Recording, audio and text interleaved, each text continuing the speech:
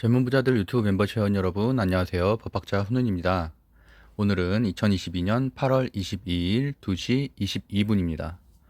이가 5개나 있네요. 뭔가 좋은 징조라고 생각하면서 기분 좋게 시작해 보도록 하겠습니다. 일단 방송을 굉장히 오랜만에 올렸죠. 8월 10일에 올리고 12일 만에 올리는데요. 그 사이에 무상증자 종목들이 적게는 30%, 많게는 70%까지 상승을 했습니다. 대부분 다 8월 10일에 말씀드렸었던 종목이었었고, 대동전자도 8월 10일에 말씀드린 종목 중에 하나였죠. 상한가 금요일에 나왔습니다. 어쨌든 제가 자주는 못 올리지만 분명히 그 종목들을 계속 복귀하면서 굳이 다른 유튜브 방송 보면서 헷갈리지 마시고 그래도 그 종목들 중심으로 보시는 게, 어쨌든 저도 지금 1년 7개월 동안 방송을 하면서 그 데이터들이 대부분 80% 이상은 항상 급등을 했기 때문에 제 공부법이 저는 맞다고 생각을 해서 방송을 하는 것도 있기 때문에 어쨌든 그런 부분을 꼭 생각해 두셨으면 좋겠고, 저마저도 사실 급등주들이나 장중에 급등하는 종목들 보면은 유혹을 느낄 때가 있어요. 하지만 그런 종목들이 과연 2, 3일 가는 거 보셨나요? 대부분 그날 개별 재료 같은 경우는 그날 급등하다가 윗골이 크게 달고 오히려 마이너스로 가는 경우도 많잖아요. 그렇기 때문에 항상 섹터를 먼저 말씀드리고 그 중에서 종목을 정하고, 그렇기 때문에 뉴스가 그만큼 중요하다라는 말씀도 같이 한번 드리겠습니다. 제가 장중에 안 좋은 소식이라든지 악재라든지 중요한 호재가 있으면은 주식 공부방에 공유를 해드리고 있죠. 주식 공부방 같은 경우는 주식 스터디를 현재 1기부터 9기까지 수료하신 분들 또는 유튜브 멤버십에서 마지막 등급인 젊은 부자들 등급 이상인 분들 들어올 수 있습니다. 이 두 가지 방법 확인하시면 될 것 같고요. 제가 고정 댓글에도 남겨드릴게요. 일단 10기, 제가 9월 달은 출판이 앞두고 있어서 10월 달에 출판을 하다 보니까 9월 달에는 퇴고 작업이 좀 있어서 강의를 하지 않고요. 10월 달 10기를 이제 모집을 하고 있거든요. 그래서 가능하면은 지방에 계신 분들도 꼭 오실 수 있는 분들이 신청을 하셨으면 좋겠어요. 지난번에도 보니까 그때 오프라인 강의를 하신 분들이 확실히 질문도 많이 하고, 그래서 이제 오셔서 진짜 이해 안 가는 것들을 하나하나 MTS 보면서 이해를 하고 넘어가거든요.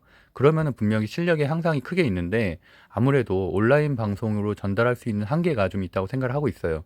그래서 Q&A를 적극적으로 활용하시려면 그날 꼭 수업 있는 날 오프라인 강의를 건대입구역에 오셔서 듣기를 추천드리고, 그런 분들은 신청하시면 좋겠습니다. 픽 종목 결과 볼게요. 넘버 9이라고 써있죠. 8월 10일이었고요.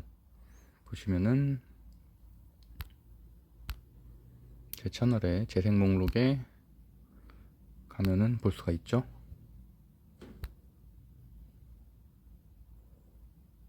가 차트는 더 낫습니다. 이때 보시는 것처럼 유일 로보틱스라든지 뭐 레인보 로보틱스 같은 로봇주 설명드렸었고, 피코그램, 대동전자, 뭐 무중 기대감 있고 무중 가능성 있다라는 말씀도 드리면서 같이 관련주들 정리해드렸었습니다. 그래서 유일 로보틱스, 레인보 로보틱스, 에브리코까지 유일 로보틱스 22% 상승을 했고요. 레인보우 로보틱스 피기 이후로 급등 나왔었죠. 25% 상승했고, 에브리봇도 그나마 지지부진하지만 계속 저점을 높여가는 13% 상승한 상황이고, 금요일에도 장중한테 한 6% 정도 급등을 했습니다. 그리고 이제 대동전자 피코그램 나머지 종목들 다 설명드렸었고요. 대동전자 많이 상승했죠. 40% 상승했고요. 금요일에 상한가 나왔고, 피코그램. 근데 피코그램은 사실 저도 이제는 좀 겁나서 못 들어갈 것 같아요. 사실 윗꼬리 달면서 어느 정도 좀 마무리가 될 거라고 생각을 했는데, 또 금요일 날 이렇게 장중에 급등하는 흐름, 총 65% 올랐습니다. 양지사도 54% 올랐죠. 양지사는 방송한 날 바로 상한가가 나왔죠. 그리고 인포바이는 좀 덜 올랐어요. 그래서 다른 종목에 비하면은 생각보다 좀 못 가고 있는데, 그래도 그동안 좀 많이 오르긴 했었죠. 예전부터 픽 종목이었잖아요. 인포바이크는 1% 상승 금요일에 마감하면서 끝났고요. 코난테크놀라지 신규 상장 주 중에서는 제가 괜찮다고 말씀드렸던 종목이고, 15% 상승하고 좀 밀리고 있고요. 이제 신규 상장주 같은 경우도 이제는 조금씩 조심스럽게 접근할 때가 됐죠. 이제 한 바퀴 쓰나미를 다 돌았기 때문에. 그래서 어쨌든 간에 저도 뭐 이 정도 수익을 현재, 제가 지금 일주일 정도는 아예 거래를 못 했잖아요. 주식 압류가 돼서. 근데도 한 1900 정도 수익을 이번 달도 내고 있습니다. 주요 지표 빠르게 살펴보면은 안 좋죠. 지금 4거래일 연속 하락이고, 제가 공부방하고 주식 토론방에 분명히 지난주 금요일에 2주 전 금요일이죠. 그때 보수적으로 접근할 때다. 저도 이제 정리를 하겠다라는 식으로 말씀드렸고, 그 이후로 거의 한 4거래일 정도 하루만 횡보였고, 4거래일 연속 하락을 하면서 크게 지수가 좀 하락을 했습니다. 바닥으로 보는 부분은 일단은 20선인데 20선이 2473포인트 정도 되거든요. 그것까지 밀리게 되면 상당히 어려워질 수 있겠다. 그러면은 예전처럼 다시 2300대를 볼 수 있겠다라고 보고 있고, 당연히 그거를 지지하기를 저도 바라고 있는데, 지지하게 된다면은 그래도 옆으로 좀 가다가 결국에는 120선이 내려오는 한 2500대로 내려오는 전쯤에서 어느 정도 좀 뚫을 수 있는 뭐 호재가 발생하지 않겠나라고 생각을 하고 있습니다. 국채금리 급등을 했고요. 이게 가장 문제죠. 우리나라는 1336원 신고점이 나왔습니다. 10년 만에 신고점이기 때문에 상당히 심각한 수준인데, 어쨌든 이걸 타개할 만한 통화 스와프라든지 이런 것들이 전혀 나오고 있지 않아서 좀 계속 불안한 상황이고, 그렇기 때문에 보수적으로 투자해야 되는 건 분명히 맞다고 생각을 하고 있습니다. 일단 삼성전자나 필라델피아 반도체 지수가 올라야지만 우리나라가 지수를 버틸 수가 있는데, 보시는 것처럼 필라델피아 반도체 지수도 계속 급락을 하고 있고요. 삼성전자도 6만 원대를 지금 위협을 받고 있죠. 그리고 공포지수에 대해서 뭐 잘 아시겠지만, 저도 이제 방송 중에 항상 공포지수 말씀드리잖아요. 20포인트 아래에서 살 때고 20%를 제가 말씀 잘못 드렸네요. 20포인트를 넘어가서 30포인트를 넘어가게 되면 적극적으로 살 구간이고, 반대로 20포인트 아래일 때는 팔 구간이다. 결국엔 정리하고 비중을 확실히 줄여야 될 때라고 말씀드렸는데, 최근에 계속 15포인트, 16포인트 이랬었거든요. 그러다가 이제 20포인트를 드디어 넘어섰기 때문에 이제 조금씩은 이제 과매수 구간을 벗어나서 이제 과매도 구간 쪽으로 옮겨가고 있다. 그래서 아직까지는 좀 관망세를 유지하는 게 좋다고 보고 있습니다. 발틱 건화물 지수도 지금 2달 내내 빠지고 있죠. 그러다 보니까 뭐 HMM, 페노션 다 실적을 내지만 수익이 없어요. 왜냐하면 이런 종목들은 계속 빠지고 있기 때문에. 그래서 이렇게 사이클이 있는 종목들을 항상 지수 이런 것들의 지표에 주의해야 된다 라고 보시면 될 것 같고, 특이한 사항은 없었고 90달러를 넘어섰어요, 원유가. 그리고 이제 천연가스에 대한 이슈들도 계속 나오고 있어서 이 뭐 천연가스 관련된 주들은 조금씩 움직이고 있죠. GSE나 대성에너지. 하지만 저는 이제 너무 변동성이 강하기 때문에 그런 종목들은 가능하면은 매매를 하지 않습니다. 일단 뭐 뉴스를 크게 2가지 정도를 가져왔는데, 사실은 제가 방송을 안 했었던 이유 중에 하나가, 물론 가장 큰 거는 제가 이제 책 쓰는 것 때문에 시간이 없어서 그런 것도 있지만, 크게 크게 보이는 주도주 섹터가 없습니다. 현재는. 그나마 이제 지난주 제가 첫 방송했을 때, 방송한 지 벌써 2주 됐으니까 그때는 당연히 무상증자가 가장 강한 테마라고 생각을 했기 때문에 적극적으로 말을 했지만, 지난주 뭐 수목 이렇게 거쳐가면서 무상증자 주들도 이제 슬슬 꺾이기 시작을 하고, 신규 상장 주들도 제가 벌써 2달 전부터 계속 강조해서 말씀드렸죠. 그런 종목들도 이미 다 순환매가 한 번씩 돌았기 때문에 이제는 특별하게 끌고 갈 만한 게 없는 거예요. 그나마 삼성전자 이재용 부회장이 나와서 사면을 받았기 때문에 이 관련된 M&A 재료나 로봇 재료는 저는 무조건 간다고 말씀드렸었죠. 그래서 그런 것들에 대한 큰 재료가 나오기 전까지는 특이사항이 없어서, 그나마 지난번 말씀드렸었던 로봇 관련된 재료가 아직까지는 그래도 유효하다라고 생각을 하고 있습니다. 삼성전자 M&A 재료하고도 겹치고 테슬라 휴머노이드 과도 겹치기 때문에 지속적인 관련된 뉴스들은 발생할 거라고 보고 있기 때문에, 그래서 항상 분할 매수 빠질 때마다 조금씩 모아가는 전략으로 대응하면은 반드시 수익은 날 수 있다라고 보고 있습니다. 테슬라봇에 대한 샤오미의 휴머노이드 사이버 1도 공개됐다고 8월 10일자로 기사가 나왔고요. 테슬라는 이제 다음 달 10일, 9월 10일이죠. 9월 30일인가요? 9월 30일에 개최하는 테슬라 인공지능 데이 행사 때 그때 공개를 한다. 휴머노이드를 공개한다라고 했기 때문에, 아직까지는 한 달 정도 남았잖아요. 한 달하고 한 10일 정도 남았기 때문에 그 사이에는 물론 조정은 있을 수 있겠지만 결국에는 고점까지는 넘어설 수 있다. 정고점은 넘어설 수 있다라고 보고 있습니다. 그리고 현대차 그룹도 지난주 금요일에 좀 뉴스가 나왔죠. 미국에서 로봇 투자 벤처 캐피털 설립을 검토하고 있다. 뭐 특이한 내용은 아니고 19일자에 보스턴 다이나믹스 AI 인스티튜드 산하의 로봇 전문 투자 회사를 설립하는 방안을 검토 중이다라는 기사가 나왔습니다. 당연히 좋은 기사죠. 그래서 일단은 현재는 가장 좋은 시세를 내고 있는 세 종목, 여전히 8월 10일에 말씀드렸던 이후에 물론 많이 오르긴 했어요. 20% 정도 올랐지만 그래도 추가적인 상승은 할 수 있을 거라고 보고 있어서, 오히려 저는 좀 더 빠질 때마다 모아가는 전략으로 가져가려고 합니다. 윌로보틱스, 레인보우 로보틱스, 에브리봇인데, 에브리봇 같은 경우는 아무래도 그 청소기 관련이죠. 자율주행 기술을 가진 청소기고, 윌로보틱스나 레인보우 로보틱스는 뭐 사죽보행이라든지 이런 휴머노이드 쪽과도 조금 더 관련이 있기 때문에 재료는 약간 구별은 된다고 봅니다.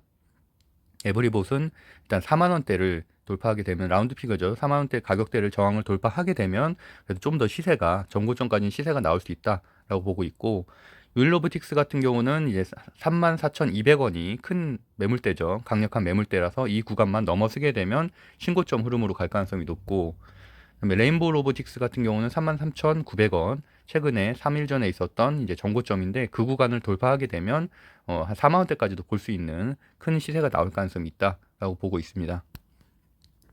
그리고 이제 두 번째 주제인데, 두 번째는 다들 알다시피 그 중국도 인구 절벽에 대한 위대감으로 출산 장려 정부 정책을 발표를 했죠. 그래서 이게 17일자 기사로 나왔고, 보시는 것처럼 예전에 이제 3명까지 산하 제한을 했었는데 이런 것들 다 폐기하겠다는 내용이고 적극적인 지원 조치를 하겠다라는 내용입니다.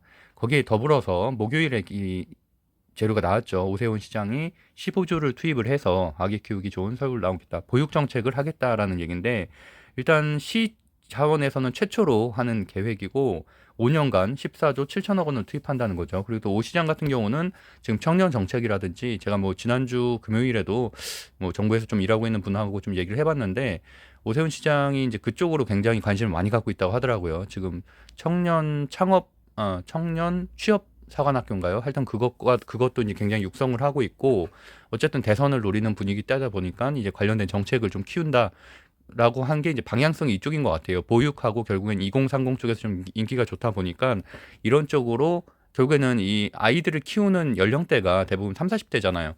그 유권자들을 노리고 사실 여러 가지 적극적인 정책을 하는 거기 때문에 이 후속적인 구체적인 가이드라인도 충분히 나올 수 있다라고 보고 있습니다.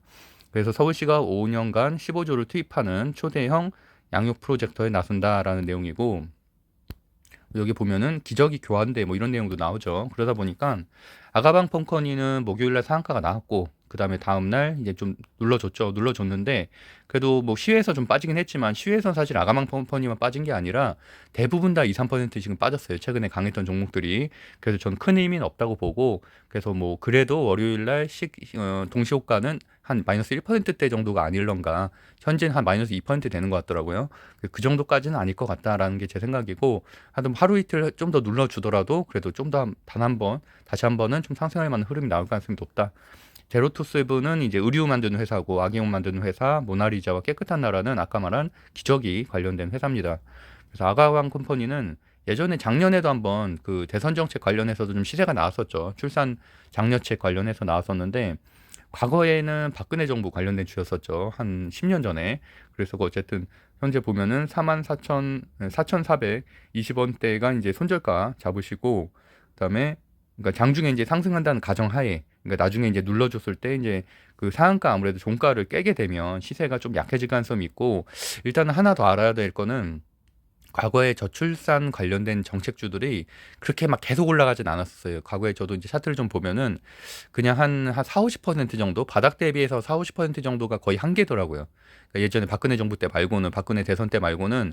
그래서 이제 이게 그렇게 강력한 테마는 아닌데, 지금은 그래도 어쨌든 중국과 그다음에 오세훈 시장과 이렇게 좀 맞물려 있기 때문에 좀 괜찮지 않겠나. 그래서 어쨌든 현재는 시장을 주도하는 주도 섹터가 없기 때문에 그나마 목요일 날 이렇게 군을 잃었었던 섹터, 강세 군을 잃었었던 이 섹터까지도 좀 보려는 거고요. 그다음 어쨌든 현재 4,960원 저항대가 좀 크죠. 이제 거기를 넘어서게 되면은, 거기가 이제 쌍봉이기 때문에 여기만 넘어서게 되면 그래도 굉장히 급등 흐름이 나올 수 있다라고 보고 있고요. 제로토스부는 여기도 이제 뭐 그렇게 크게 밀리지 않는 모습, 종가는 깬 건 좀 아쉽긴 하지만 그래도 괜찮은 모습, 9,030원대 가격대 넘어서면은 급등 흐름 나올 수 있을 것 같고, 모나리자는 3,605원 그 정도 가격대를 이제 일단은 단기적인 저항대, 큰 저항대로 좀 보고 있습니다. 오히려 모나리자 같은 차트가 좀 올릴 만한, 그러니까 차트 모양은 상당히 괜찮은 편이죠. 괜찮은 편이고, 지금 거의 한 21선도 거의 한 2개월 내내 좀 유지를 하고 있는 상황이기 때문에 어쨌든 일단 좀 지켜봐야 될 것 같습니다. 아까 말씀드린 대로 모나리자 같은 경우는 왜 올랐는지도 알아야 되죠. 기저귀 관련해서 이제 펄프 관련된 주로도 이제 상승세가 있는 종목이었고, 깨끗한 나라도 마찬가지고요.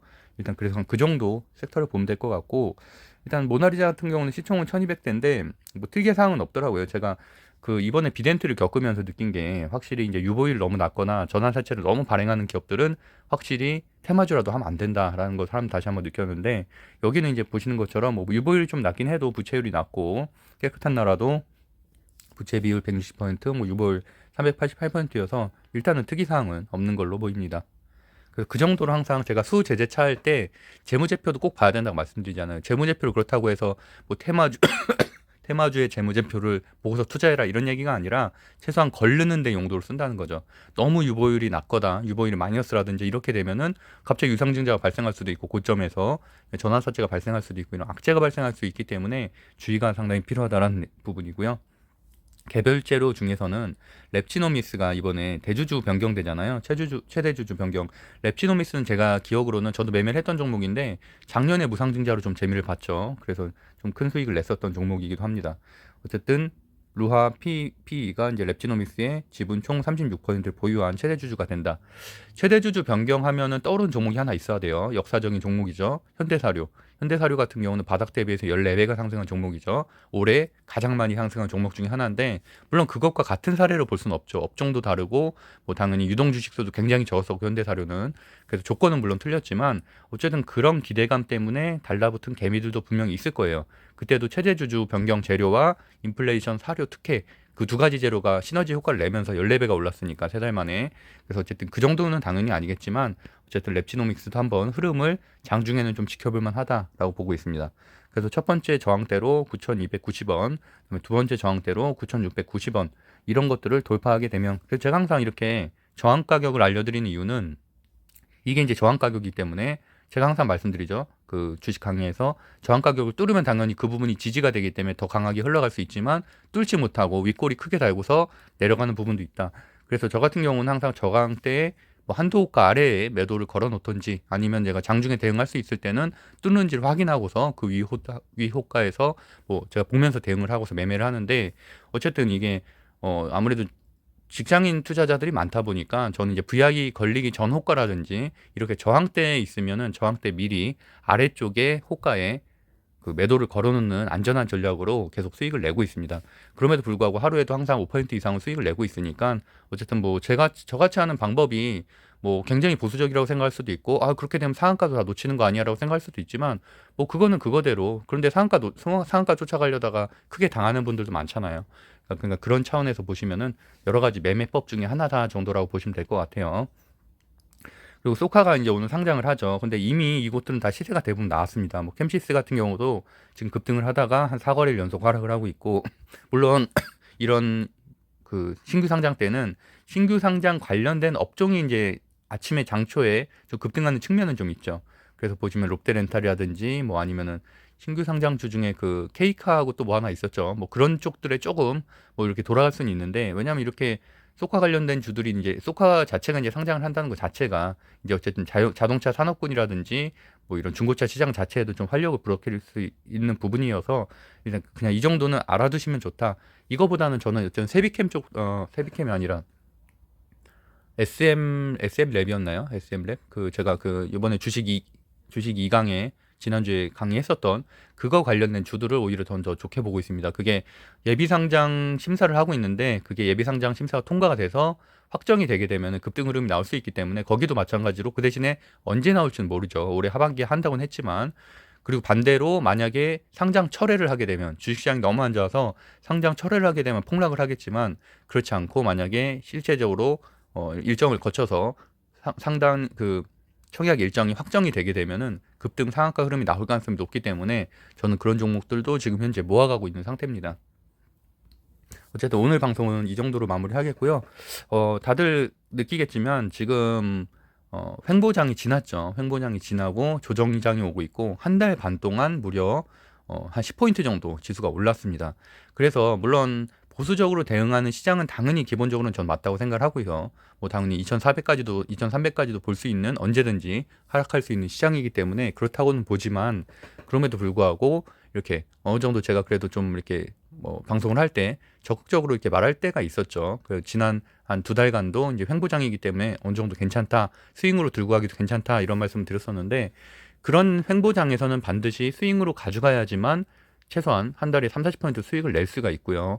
근데 만약에 하락장으로 돌아선다. 우리가 1월이나 6월 같은 하락장으로 돌아서면 당연히 그때는 안전을 위해서 짧게 가져가는 게 저는 더 낫다고 봅니다. 그때는 좀 더 데이 트레이딩이나 단타 그런 것들로 수익을 내는 방향으로 정말 강한 테마 아니면은 아예 매수를 하지 않는 그러니까 그래서 제가 말씀드린 것처럼 20일 거래 중에서 10거래일만 해도 충분하다니까요. 저도 요새 한 많아봐야 10거래일, 12, 3거래일밖에 안 합니다. 장이 안 좋은 날 왜 도대체 왜 매수를 하는지는 전혀 이해가 안 가요.